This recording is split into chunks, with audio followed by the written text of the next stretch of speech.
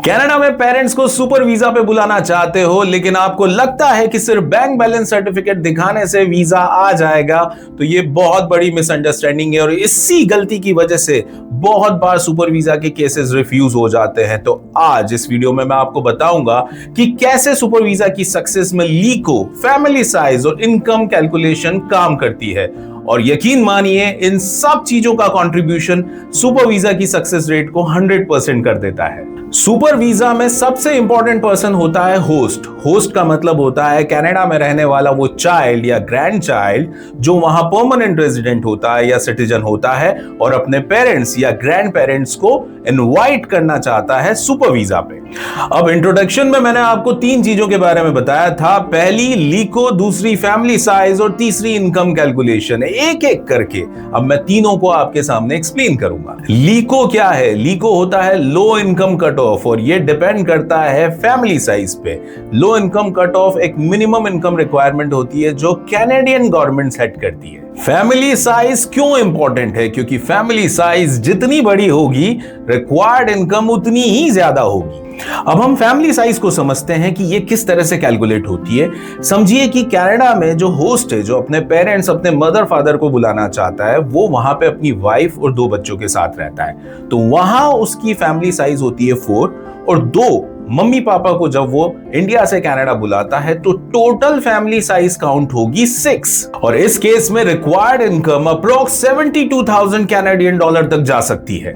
अब इसमें सबसे बड़ी गलती क्या होती है कि बहुत लोग सोचते हैं कि फैमिली साइज में सिर्फ होस्ट और इनवाइटेड पेरेंट्स ही काउंट होते हैं, लेकिन ये बहुत बड़ा मिथ है। फैमिली साइज में वो सब काउंट होता है जो फैमिली रेस्पॉन्सिबिलिटी में आता है और जो एग्जांपल मैंने अभी आपको दिया है।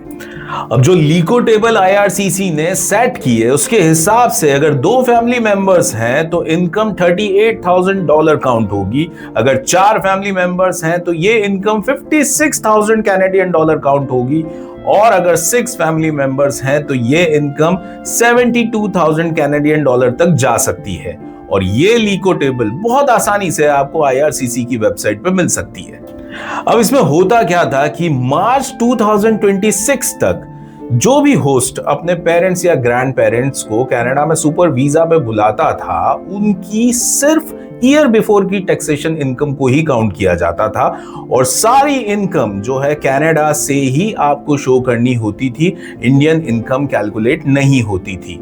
लेकिन मार्च 2026 से आईआरसीसी ने एक नया बदलाव किया है। अब आईआरसीसी लास्ट 2 टैक्सेशन ईयर्स में से किसी भी एक ईयर की इनकम को कंसीडर कर सकता है जहां पे इनकम हायर साइड हो। अब इसमें आईआरसीसी ने एक और बहुत बड़ा बदलाव किया है कि अगर होस्ट की इनकम स्लाइटली शॉर्ट है तो उसको सपोर्ट करने के लिए पेरेंट्स की rental income, business income, salary, ITR ये भी सपोर्टिव रोल प्ले कर सकते हैं। बट इसमें एक चीज बहुत बड़ी है जो हमें ध्यान रखनी होगी कि पेरेंट्स की इनकम से अप्रूवल गारंटी नहीं होता। होस्ट की इनकम अभी भी प्राइमरी रोल प्ले करती है सुपर वीजा के अप्रूवल में। अभी मैंने एक लाइन बोली थी कि अगर होस्ट की इनकम शॉर्ट हो जाती है तो वो इंडिया में अपने पेरेंट्स की या ग्रैंड पेरेंट्स की इनकम का सपोर्ट ले सकते हैं।